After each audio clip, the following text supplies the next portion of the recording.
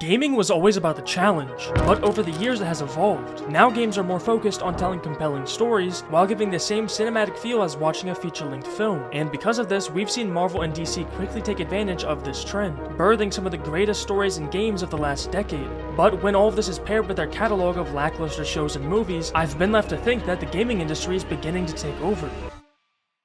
Now, like many, Marvel and DC was our introduction into the superhero genre, creating this idea that in a distant universe, countless people could have powers that we could only dream of. And for this reason alone, a lot of us became immediately hooked, leaving us counting the days until the next Iron Man or Batman movie came out. These years would ultimately become peak with what seemed like no end in sight. Nothing could ever surpass these movies, not even a video game. But now, 10 years later, the tables have turned. The days when I dreaded waiting for the new superhero movie to come out are no longer. I'm now counting the days for the next superhero game, but why? Why am I more excited for a game to release than the new Marvel film? How could I look more forward to a Spider-Man game than a Spider-Man movie? Well, one of the biggest reasons is the lack of Marvel's quality control. Whether that be the visuals, storytelling, or performances, it just isn't the same as it once was. Because when we have things like Ant-Man Quantumania and the Marvels with some of the worst plots in the MCU, it's difficult to be excited for the future. But sadly, these are only two examples of many, as the MCU has become oversaturated with this really low quality content, something that has finally started to catch up to them, forcing things like Blade and Daredevil to be rewritten completely, which is probably for the best if the rumors are true about what they were doing with them. Boy, ain't no way, boy. Boy, ain't no way, boy.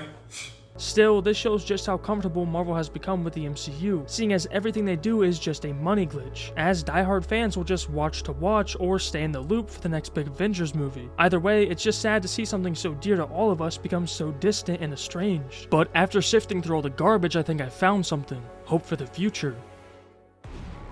These games are now more character and story focused than the films themselves. You can just feel the love and passion through the screen, similar to the beginning of the MCU. Even though they are just retelling stories that have already been told, they do it in a fresh and respectful way, like with the choice to age up Spider-Man in the first Insomniac game. It had never been done before, especially in a game, and yet they managed to stay true to the source material while also giving an interesting take on one of his most iconic villains. Although another major part that makes these games stand out is how much of a different experience it is compared to the films. Not only are these games refreshing, but they completely alter the way we view these stories. We become the character, we experience everything through their lenses, helping sell the deep immersion that ultimately leads to long-term enjoyment. I mean, it's obvious that actually controlling how you swing around New York or glide around Gotham will feel way better than just sitting down and watching a movie. However, its purpose goes much deeper than just being fun, as this type of immersion helps you connect with the character and the story on an entirely new level. But it's not just that helps with the immersion, because what they can do with the open world in these games is just amazing. For example, in Spider-Man, you normally swing around the city at high speeds. However, if you choose to just walk around, you will see everything they have done to make the streets feel alive, like random pedestrians that you can interact with, or the Fantastic Four Tower, and Daredevil's law firm that can also be found, hinting at potential world building in the future. Still, something as simple as being able to visit Uncle Ben and Aunt May's graves really helps make these characters and the world around them feel real. Although another key feature that really helps sell these games is the fighting. Now, what games like Spider-Man do right is make each hit feel real.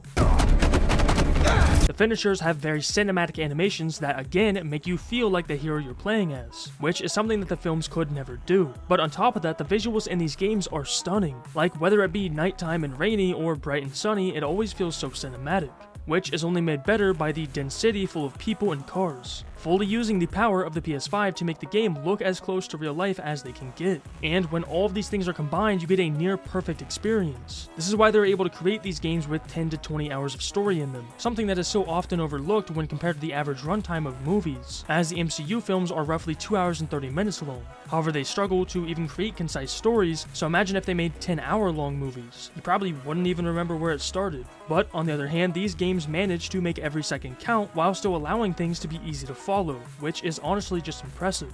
But that's not all. The main reason why I think these games are more enjoyable than the movies right now is because the devs, writers, and directors are given a lot of creative freedom when working on these games. And when they get writers that are actually fans of these characters just like us, the love for them is seen in the end result. This of course leads to a more character-rich story focused solely on making the best product for superhero fans, which isn't a very easy task to complete, something that the Marvel Avengers game realized pretty quickly, as it had a very lackluster story and even worse gameplay to match it. So as a last resort, Marvel pushed the devs to turn it into a cash grab multiplayer game, which was eventually reverted after the devs stopped supporting the game, making it only playable to those who had the game before it was delisted. All of this just shows how important creative freedom is when creating stuff like this, which is something that the suits at Marvel and Disney just don't understand, as they are constantly putting their hands in everything and hiring entitled people that don't care about the source material. The best example of this in the MCU is the Guardians films, which in my opinion carried Marvel for a long time, and even though James Gunn directed those films, he had zero say in what happened to his own characters, which became abundantly clear when they killed Gamora off and used the others for cameo points in Thor 4. Marvel basically took everything he had planned for his trilogy and flipped it on its head. And James Gunn isn't alone, as many others have experienced this lack of creative freedom while working with Marvel, and it's undoubtedly led to the downfall of the MCU. I mean, the MCU's bread and butter was its characters, which is what we got for the longest time, but after Endgame, things started to become blurry. They focused more on trying to appeal to the masses instead of just sticking with their core audience. It was perfect, but no,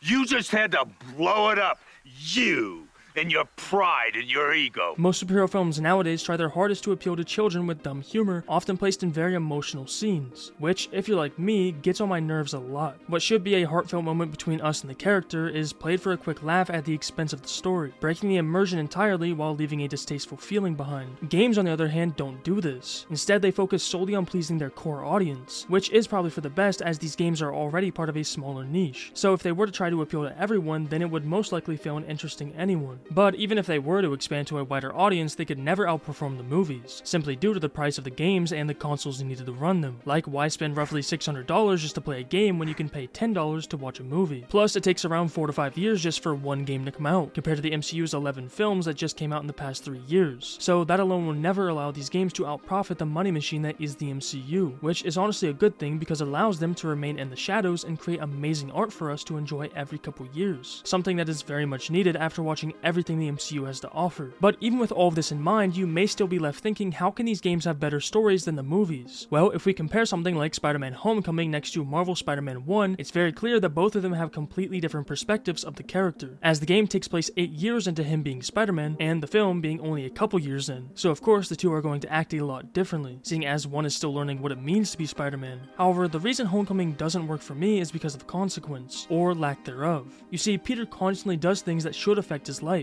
like leaving his best friend Ned at a party alone, or destroying a giant boat with zero tragedies. Unless you count losing his suit, it really just gives the sense that he can do anything with zero consequence. And even if there is some pushback, the severity never matches the action that he did, unlike in the game where Peter's consequences are plentiful. Not only does he create his greatest villain while losing his mentor in the process, but he also is left to choose between saving Aunt May or the city. It's tragic, and most importantly, it's real. And that realness is something I've always felt, even when I couldn't understand why. But as time has passed, I started to realize what makes these stories so great. And it's not the powers, Easter eggs, jokes, or callbacks. It's the characters, or more specifically, the relatability to the characters. Being able to see the humanity in them allows you to put yourself in their shoes, even if they beat people up in a batsuit or stick to walls. At the end of the day, it's not Spider-Man or Batman that we connect with. It's the people underneath and the choices they make to be good that speak to us. So if you're someone who doesn't get that feeling from DC and Marvel anymore, I highly recommend that you play some of these games, like Spider-Man, Batman, Guardians of the Galaxy, or even something like Red Dead or God of War, which have very amazing stories that will hopefully make a big enough impact to affect the movies, influencing them to become what they once were, but I guess only time will tell.